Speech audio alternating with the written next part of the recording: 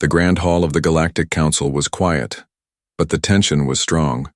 Hundreds of alien delegates sat in high seats, their glowing robes and breathing masks making the chamber look like a sea of lights. Each one had come to vote on a matter that had never been decided before: whether to exile a species from the galaxy itself. That species was humanity. At the center of the chamber, a hologram of Earth floated above a blue platform, spinning slowly. Some aliens looked at it with pity, others with hate. A few remained silent, unreadable.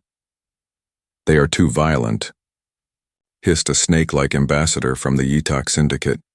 "Every time we welcomed them, they brought war, chaos, destruction." "The humans broke the Treaty of Mutual Defense," added a tall insectoid delegate, her voice sharp and cold. "They refused to assist during the Krath invasion, their excuse? Internal problems. But their fleets were ready. They simply did not care." "Humanity cannot be trusted," said a mechanical voice from the Kalem machine worlds. "They are unpredictable. Their emotions make them dangerous. We calculate a 72% chance they will trigger galactic war within the next 100 years. A soft voice tried to speak. It came from a furry creature from the Nori species. "But humans also helped stop the plague of red stars," he said. "They gave aid to my people during the famine cycle. Are we forgetting the good they did?" The room did not answer. Silence returned. High Chancellor Velksar, a glowing being of energy, finally stood. His voice echoed in every ear through the translator links. "Let the vote begin," he said. "The question is clear. Shall humanity be exiled from the galactic conquered, cut off from all wormhole gates, stripped of all trade, and left to survive alone?" Each delegate touched their voting orb. One by one, lights turned red or green. Red meant exile, green meant mercy. The results appeared above the chamber: 98. Red, 3 green, 5 abstained. Velksar's light dimmed slightly, as if he felt the weight of what had been decided. "The vote is passed," he said. "Earth is now an isolated world. Humanity is no longer part of the galactic community." Gasps filled the chamber. Some delegates clapped quietly, others lowered their heads. No one knew what would happen next, but far away on Earth, a room full of human leaders were already watching the vote. Their faces were calm, too calm, as if they expected this outcome. A man named Admiral Keegan stood at the head of the table, his gray uniform clean, his eyes sharp. Around him were generals, scientists, engineers, and even a few teenagers from military academies. Each had been selected for one reason. They believed in something bigger than the Council's approval. "Project Phoenix is now active," Admiral Keegan said. A young officer whispered, "They really voted us out." Keegan nodded. "They did us a favor," he said. "Now we stop begging, we stop explaining. From this moment forward, we forge our own path." Deep beneath the oceans of Earth, a secret shipyard lit up. Massive gates opened underwater, and from the shadows emerged a single warship, silent and black, shaped like a blade. Its name, TSV Defiance. It had no registry, no known drive signature, and no alliance symbols. Only a single marking on the hull, a glowing phoenix rising from broken chains. The galaxy believed Earth would now fall into silence, forgotten and isolated. But they didn't understand the human spirit. When the gates closed and the embassies withdrew, Earth didn't mourn. It built, it planned, it remembered every insult, every betrayal, every false smile from the council members who once called them friends. They had been thrown out so they would build something better, not just for revenge, but to prove that no one decides humanity's fate, except humanity itself. In the following weeks, Earth cities went dark on galactic scanners. There, communications silent, as if the planet had vanished behind a veil. Spy probes sent by alien powers returned only static or did not return at all. Rumors started to spread. Whispers of strange lights moving near the Kuiper Belt, of space mining drones disappearing near old Terran satellites, of deep space beacons activating far beyond the mapped sectors, but the Council dismissed these reports, saying, "Let the humans play with their toys." What they didn't know was this: Earth was not playing, it was preparing. The stars had turned their backs. on them. So now Earth would build its own stars, one system at a time. And when they returned, they wouldn't knock on the gates. They would bring gates of their own. The exile had not ended humanity. It had awakened it.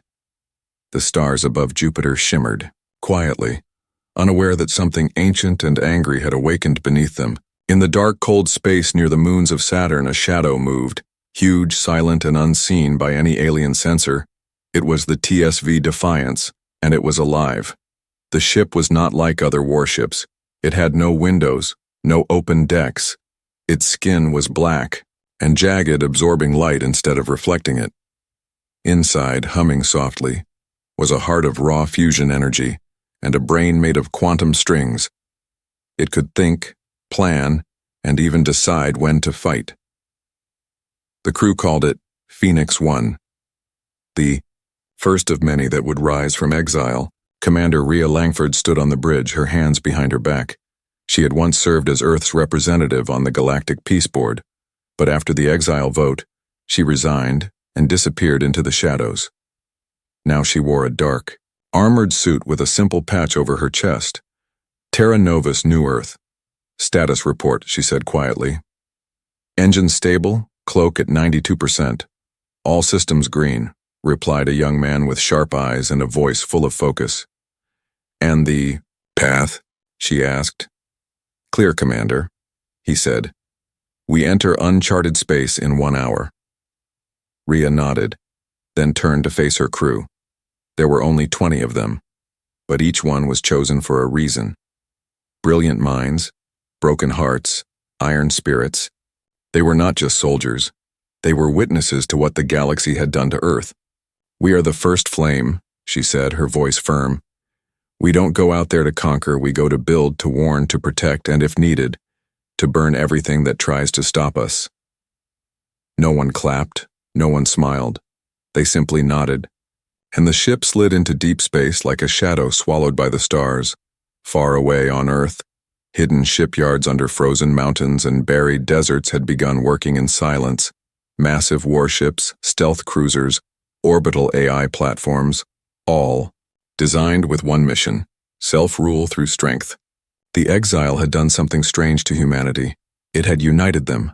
No more border fights, no more rich versus poor, no more political parties screaming at each other. Now there was only one direction: forward. Back on the TSV Defiance, alarms flashed for a second. Contact, said the sensor officer. One alien freighter, unknown make, drifting near a gas giant. Rhea leaned forward. Open a channel. No reply came. The ship was damaged. Hull torn from a meteor shower, or maybe pirates. Life signs were weak. Rhea made her choice in a second. Bring it aboard, medbay. Prepare for emergency care. As the freighter's pod was pulled inside, a voice echoed in her mind. Why are we helping them? They left us. They exiled us. Let them die. But she pushed the thought away. This is who we are, she reminded herself. Inside the pod, they found 2 alien children, barely breathing, covered in frost. One was from a feline-like race. The other was amphibious. Both were young, maybe 10 or 12 by human years. They didn't speak, they just stared, scared and shaking. Rhea kneeled and handed them a warm blanket. You're safe now, she said softly. You're on a human ship. The kids looked confused. One whispered, humans? But the galaxy said you were monsters. Rhea smiled sadly. Then I guess they lied. Later, while the kids slept, the crew sat in silence. One officer finally asked, what if this gets out, that we're out here, helping people? Rhea replied, let them know. Let the galaxy wonder who we've become. Let them fear us or respect us, but let them never forget us again. Back on the outer edges of Council space, a small alien scout ship picked up a faint signal. It wasn't coded in any known galactic language. It wasn't loud or aggressive. It was calm and direct. This system is under Terran protection. Do not approach. Do not interfere. The alien captain laughed. Terrans? Aren't they dead? He joked to his crew, but the laughter stopped when a ripple appeared in space. A human stealth ship uncloaked just long enough to fire a precision laser. It cut clean through the alien ship's weapon systems, without hitting the crew. Then it vanished again. No more messages were sent. The alien crew returned home in silence, their faces pale, their voices shaking. "The humans are back," they whispered, "and they have changed." The council dismissed the report. "Impossible," they said. "Earth has no access to wormholes. They are stranded." But they were wrong. Earth didn't need the galaxy's gates anymore. They were building their own, and TSV Defiance was just the beginning. Captain Jolven of the Zarnathi patrol fleet leaned back in his command chair, his 4 yellow eyes scanning the holographic screen. The stars in this outer sector were quiet. Too quiet. He yawned, his long mandibles clicking together as he looked at his bored crew. "Another empty system," he muttered. "Nothing but rocks and gas clouds." His fleet of 3 light cruisers drifted slowly through Sector 12 Epsilon, a place once marked as Human Exploration Zone on ancient maps. But since Earth had been exiled, all Terran systems were up for claim. The Council said so, and "Jolven was ready to claim it, Captain," said his communications officer. "We picked up a faint signal 2 hours ago from this sector, but it's gone now." Jolven's eyes lit up. "A ship? We don't know. Might be a lost probe. Might be pirates." The officer replied. "Or," Jolven said with a wicked grin, "might be the ghosts of Earthlings come to beg for entry." The crew laughed. No one took the idea of human warships seriously anymore. Earth was cut off, no trade, no wormholes, no allies. They were like a storybook monster, once scary, now forgotten. But they were wrong. In the black fog of a nearby nebula, a shape moved, long and sharp like a blade. It had no lights, no heat, nothing that sensors could detect. It was there, and then it wasn't. The Zarnathi cruisers kept moving, unaware. Inside the human ship, TSV Silence, the crew sat completely still, watching every move from the alien ships. "No sign they've detected us," whispered Lieutenant Mara, her fingers dancing across the hollow controls. "Should we hail them?"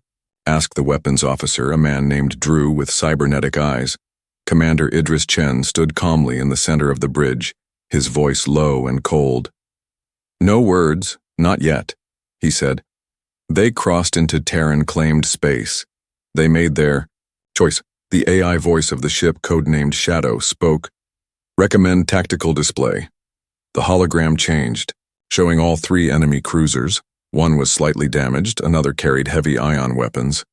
The 3rd ship was broadcasting a data scan pulse toward a nearby moon, where Earth had hidden a stealth satellite. "They're getting too close," Chen said. "Give them a warning." Drew grinned. "How strong?" "Oh, make it elegant," Chen replied. Drew tapped the console once from the belly of TSV Silence. A thin beam of bright blue energy fired. It sliced through the darkness of space like a needle of light, and cut one of the Zarnathi cruisers clean. In half, no explosion, no fire, just silence and 2 drifting halves of metal. The other 2 cruisers spun in panic. "Where did that come from?" Jolven shouted. "I want eyes on that enemy ship now." "No visuals, Captain," his crew cried. "It's like it came from nothing." Then a signal appeared on every screen, a simple message in old Terran Galactic Standard. "Leave this system. This is your only warning." The voice was flat, synthetic and full of power. The 2 alien cruisers turned and fled without another word. Onboard TSV Silence. The crew remained silent as well, not celebrating, not laughing, just watching the enemy ships disappear into the distance. "Commander," Chen finally spoke. "Broadcast the same message on wideband." Mara nodded.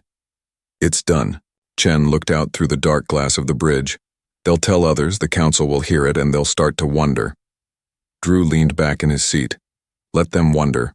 Far across the galaxy, in a high tower on the Council world of Aramshi, the incident report landed on the desk of a senior security chief.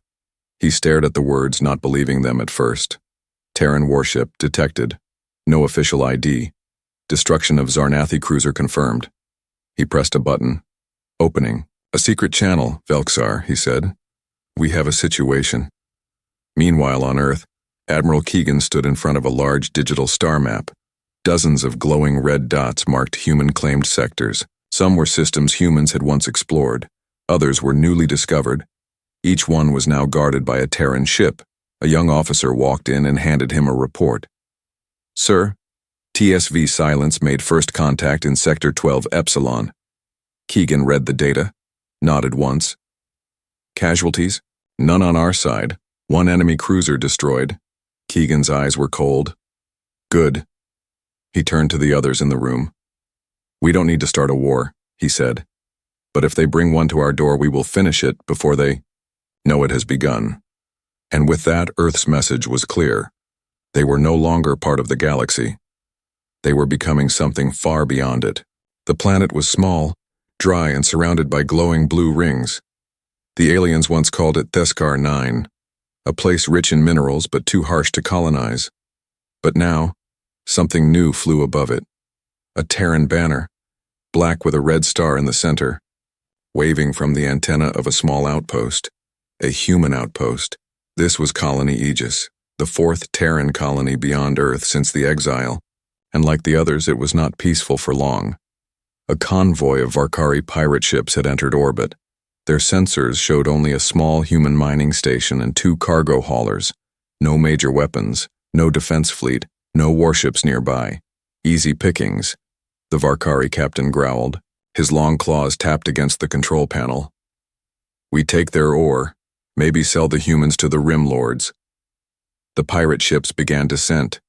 Inside the outpost, alarms blared. Miners ran for shelter. Civilians rushed underground. But no one screamed.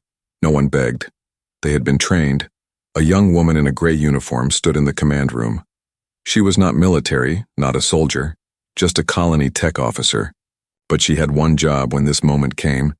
She pressed a small red switch under the console. Far above the system, hidden behind the moon's shadow, a Terran stealth platform woke up. Its AI core lit blue, and its cannons unfolded like the wings of a bird. It was called Sentinel-4, and it didn't wait for orders. 12 seconds after activation, it fired 3 railgun shots. One pierced the lead pirate ship clean through, the others tore off the wings of the second. The third tried to flee but crashed into the planet's magnetic wall, burning up in red fire. From the human outpost, civilians watched through reinforced windows as the sky lit up. One young boy whispered, "Are we safe now?" And the tech officer nodded. "Yes, because we're not alone out here. Every colony had a protector. Every system had a watcher. The Black Armada, as the galaxy began to call it, was growing. 7 new human colonies had been built since Earth's exile, each one self-sufficient, each one shielded by Terran warships. Some ships were old military vessels, others were brand new, designed in secret labs and built in deep space dry docks. But all had one rule: never wait for permission to defend. A human life, the aliens began to notice. On a trading hub in neutral space, rumors spread like fire. "Did you hear? A Terran corvette took down a whole smuggler fleet near Calyx. I heard a freighter wandered too close to their space, they vanished. I saw one of their ships once. It didn't look like a ship. It looked like a shadow that thought." Some dismissed these tales as stories, but others knew better. In a dim council chamber, Ambassador Vrana, a pale being with scales and glowing eyes, addressed a group of leaders. "The humans are expanding in silence," she said. "They speak no words, but their message is clear: stay away." "They have no right to claim new systems," another alien shouted. "They were exiled." "They don't care about rights," Vrana answered. "They care about survival, and they are willing to fight for it." Back on Earth, deep inside the Terran strategic core, Admiral Keegan reviewed a new map. This one had no council borders. No ancient trade lines, only one label on each claimed system. Terra secured, an officer approached. "Sir, Colony Helios reports full shield capacity and completion of orbital station."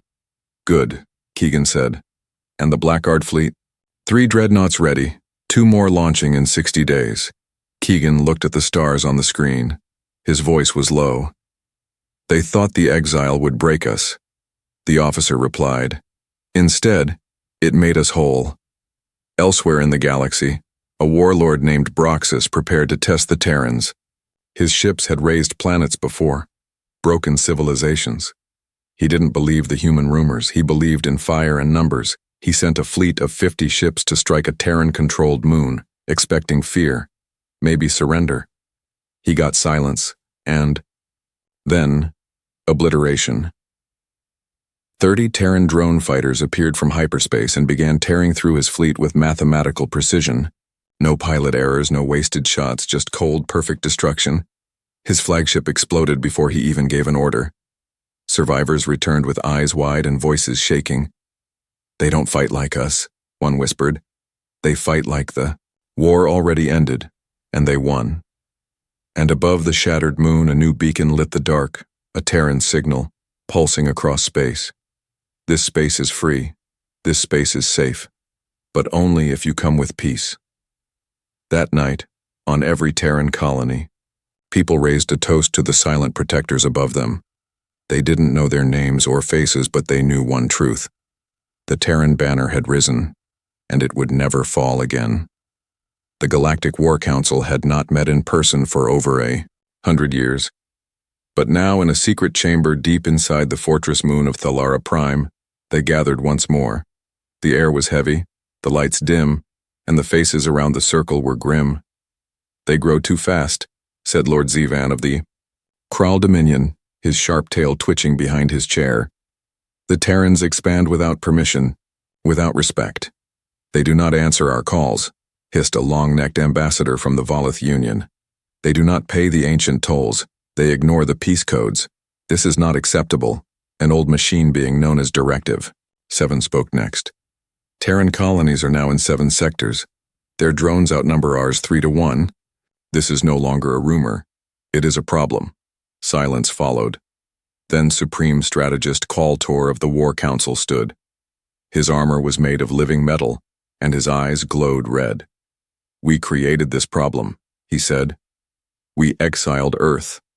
We thought it would die quietly, but instead, it adapted." The others nodded slowly. Kaltor looked around the table. "We must end this before it becomes a threat." He raised one finger and pointed to a glowing map in the air. "Here," he said. "Colony Helios.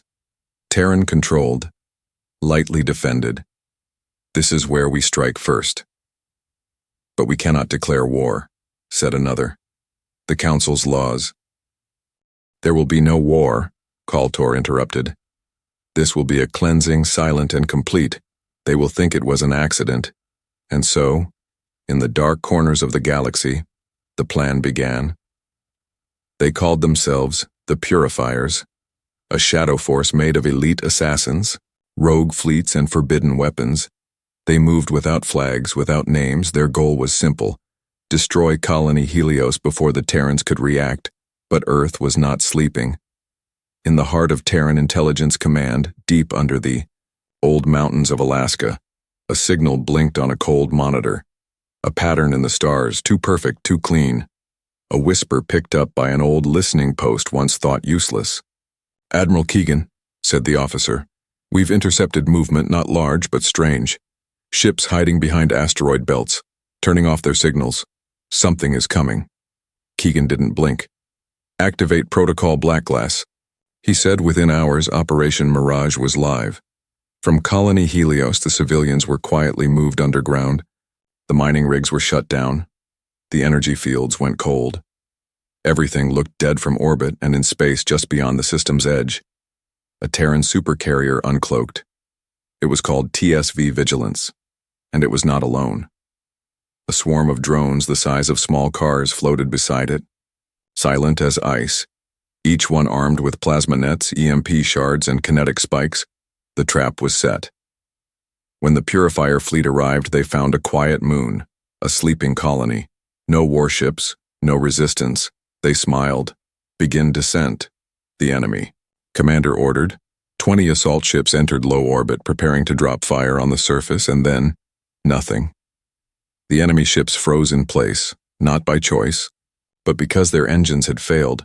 Their systems turned against them. One by one they shut down, fried from inside, corrupted by Terran ghost code that had been waiting in the digital air like poison, and from the black silence, TSV Vigilance opened its wings. Dozens of railguns and fusion lances extended from its armored body, and without a sound it fired. Laser lines drew across the sky, carving enemy ships into glowing dust. The Purifier fleet never even got to scream. Back on Earth, Keegan watched it happen in real time. The room was quiet. Only the hum of machines. He spoke softly. They thought we wouldn't see them coming. His second-in-command, General Sora, nodded. They don't understand, Admiral. We don't just build warships anymore. We build warnings. In the following days, alien communication channels exploded with confusion. The fleet vanished, no signals, no debris, just gone. Terrans are hiding something. We must know how they did this. But the truth was already out. Earth had not just survived, it had outsmarted the smartest war council in the galaxy. On Colony Helios, the banner still flew, brighter than ever. The people returned from underground and began work again, smiling. Stronger, unafraid, and in a distant bar on a neutral trade station, a drunk alien whispered to his friend, "The humans don't wait for war," he said. "They end it before. It begins." The Terran banner now stood for more than defense, it stood for unseen strength, and the galaxy was starting to realize exiling Earth wasn't a punishment. It was a mistake. A very, very big mistake. The council chamber on RMZ had never been so tense. Delegates from across the galaxy sat in silence, their bodies stiff, their eyes glowing. They had gathered for one purpose, to discuss the Terran problem. A tall insectoid speaker clicked her mandibles nervously. "The Purifier fleet was destroyed in less than an hour," she whispered. "We sent our finest warriors, our most secret weapons, and they never even reached the surface of that colony." Another delegate slammed a clawed hand against the table. "We underestimated them again." Velxar, the High Chancellor of the Council, rose slowly. His glowing form pulsed with restrained anger. "We exiled humanity to weaken them. We starved them. Of trade, of wormholes, of allies, yet what do we see? Colonies, fleets, technology, even we cannot trace. The humans, hissed Directive 7, the ancient machine being, are no longer weak. They are predators, patient ones." The chamber fell into uneasy silence. Finally, Velxar spoke. "We will not fight them again, not now. Instead, we will meet them." The idea sent ripples of shock across the chamber. "Meet them?" One delegate gasped. "After what they did to the Purifiers?" "Yes," Velxar said. "Because we have no choice." Far across the stars, in the heart of Terran space, a different meeting was taking place. Admiral Keegan stood before a wide table. Beside him were commanders, scientists, and leaders from every new colony. Behind them, projected on the wall, were star maps marked, not with council lines, but with glowing red symbols, Terra-secured zones. Keegan spoke calmly, his voice steady as stone. "The council requests talks." Murmurs filled the room. Some commanders scoffed, others frowned. A young colonel spat. "They want to trick us. They want to control us again." Keegan raised his hand, silencing the room. "They fear us," he said. "That is why they come. But we will not go as beggars, we go as rulers of our own path." When the day came, a neutral station was chosen for the meeting. It floated above a dead star, empty and cold, the perfect place for two enemies to face each other. The council arrived first, their golden ships gleaming with banners. The Terrans arrived second. A single super dreadnought appeared from the black, silent and massive. Its name, TSV Iron Resolve. It docked without words, and when its ramp lowered, the galaxy held its breath. Admiral Keegan stepped out with his officers, not in bright colors or ceremonial robes, but in simple black uniforms with one mark, the Red Phoenix of Terra. Their faces were calm, unreadable. Their steps echoed like thunder in the hall. The council delegation shifted nervously. Velxar spoke first. "You should not have survived the exile. Humanity was meant to fade. Instead, you rise." Keegan's eyes were sharp. "You exiled us, and in doing so, you freed us." A low murmur spread across the chamber. Velxar tried to recover. "We propose a treaty," he said. "Recognition of your colonies, shared borders, trade once more." Keegan leaned forward. "No." The word cut like a blade. The aliens froze, unsure what they had heard. "No?" Velxar repeated. Keegan's voice was iron. "We do not seek your approval. We do not beg for trade. We do not need your gates. We are not asking for a treaty. We are telling you, we are sovereign, and you will treat us as such." The council whispered in panic. Some hissed, some shouted, "Arrogant humans." But then the voice of an AI filled the hall. It was deep, metallic, and carried authority. Argentum, the Terran intelligence that commanded fleets, spoke through hidden speakers. "You exiled us once. Now we exile ourselves forever from your chains. We will not kneel, but we will watch. If you enter our zones with peace, you may live. If you come with war, you will not return." The chamber fell silent. No one dared to answer.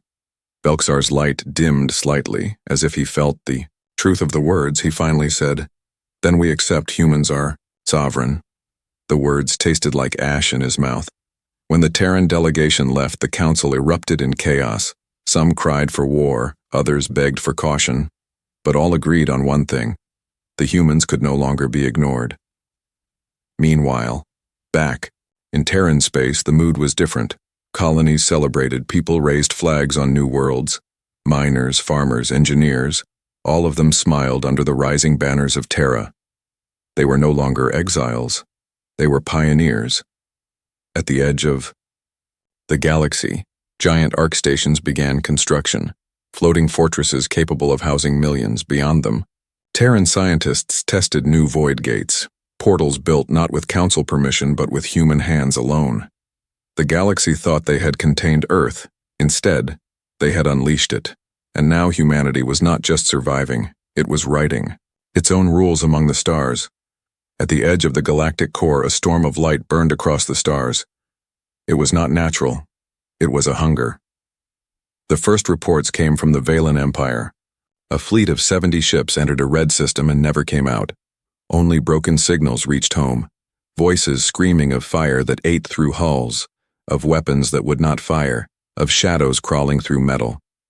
Then came the second report, an entire colony wiped in minutes. Buildings melted, power drained, people vanished as if swallowed by the night itself. The council panicked. They called emergency meetings, but fear gripped every delegate. None of their fleets could hold the line. None of their weapons worked. They called the new threat the Starborn Plague, and it was moving outward, closer with every passing week. On Earth, Admiral Keegan read the reports in silence. Around him, commanders and scientists studied the patterns. The Starborn didn't invade like soldiers. They didn't bargain. They didn't demand. They simply erased. "They cannot be reasoned with," said General Sora, her voice firm. "This is not politics. This is extinction." Keegan leaned forward. "And the council?" "They beg," one officer answered. "They call for aid, but they do not call us by name. They still hope to fight without admitting they need us." The room was quiet for a long moment. Then Keegan spoke. "We do nothing." Murmurs filled the chamber. Some were shocked, others nodded. Keegan raised a hand. "The council left us to die. They exiled us. They laughed at our weakness. Now they see a predator greater than us. Let them taste fear." But fate changed everything when a fleet of broken ships limped into Terran space. They were not soldiers. They were not warriors. They were refugees, families of different species crammed into rusting hulls, their faces pale, their voices begging. A human patrol ship found them drifting near the edge of Colony Aegis. At first, the Terran captain prepared to send them away, but then a child's cry echoed through the comms. The child was not human. Its skin glowed faint blue, its eyes wide. With terror, the Terran crew froze. Their orders said no outsiders, no exceptions, but no one could bring themselves to push them back. When Admiral Keegan saw the footage, he sat silently for a long time. Finally, he whispered, "We cannot save the council." He looked up, his voice steel again. "But we cannot ignore the innocent." The decision was made. Humanity would fight not for the council, not for politics, but because survival of life itself demanded it. They called the operation Soul Flare. For weeks, Terran shipyards worked without rest. Super dreadnoughts launched, drone forges activated, void gates opened in secret places. The colonies gave their ore, their food, their workers, Everyone helped, even children painted banners with red phoenixes whispering, "This is for the end." When the day came, the Terran armada gathered at the black edge of the galaxy. 200 ships, some the size of cities, others as small as daggers, all carried one purpose: to burn the Starborn back into the dark. Commander Rhea Langford stood aboard the TSV Defiance, now upgraded. Its armor glowed with new energy shields, its cannons charged with antimatter cores. She looked at her crew and spoke. "We were exiles once. Now we are the line. If we fall, the stars fall with us." No one cheered, no one needed to. They understood. The fleet moved into the core. The light grew strange, stars flickered and bent, and then they saw it. The Starborn plague was not ships, not armies. It was a storm of living shadows, twisting, writhing, endless. Each fragment moved like a predator, crawling over asteroids, consuming everything in its path. The first Terran drones launched. They fired plasma bursts into the swarm. For a moment, the shadows recoiled. Then they surged back, slamming into the drones, tearing them apart. "Hold the line," Rhea commanded. Then the Terran dreadnoughts fired. Beams of pure fusion lanced through the dark, carving massive holes into the swarm. But the shadows closed again. Endless. The battle was chaos. Ships exploded, alarms screamed, voices crackled with fear. But the Terrans did not retreat. They pressed forward. Keegan's voice echoed across every comm. "Remember what they did to us. Remember the exile. Remember why we rise. Humanity does not bow. Humanity burns." The fleet pushed deeper. Every cannon firing, every drone swarming. Slowly, painfully, the Starborn began to falter. Their endless wave met a wall that did not break, and for the first time, the galaxy saw something impossible. The exiles of Earth, the forgotten children of the stars, were standing alone against extinction, and they were winning. The battlefield near the galactic core burned like a second sun. Wreckage drifted across space. Half-eaten colonies floated in ruins, and the broken remains of Terran and alien ships tumbled endlessly. But through the smoke of shattered stars, one sight remained unshaken. The Terran armada still standing. The TSV Defiance floated in silence. Its hull scorched, armor cracked. Entire decks were gone, yet its engines still glowed. Commander Rhea Langford sat in the command chair, her face bloodied but her eyes steady. "Report," she said softly. "We lost 70 ships, Commander," whispered her officer. "But the Starborn swarm has collapsed. The core systems are safe, at least for now." Rhea closed her eyes for one moment, then stood. "Transmit to the fleet," she ordered. Her voice carried through the comms. "We came as exiles, we fought as survivors, and today we endure as protectors of all life." On every Terran ship, battered crews raised their fists. No cheers, no laughter, only silent pride. They had faced the darkness and had not fallen. Back in the council chamber on Aramshi, chaos reigned. Delegates shouted over one another. Their fleets had failed, their colonies had burned, and only humanity had stood between them and the endless night. "They saved us," cried one alien. "Without the Terrans, we would all be ash." But others hissed, "They did it for themselves. They seek power, not mercy."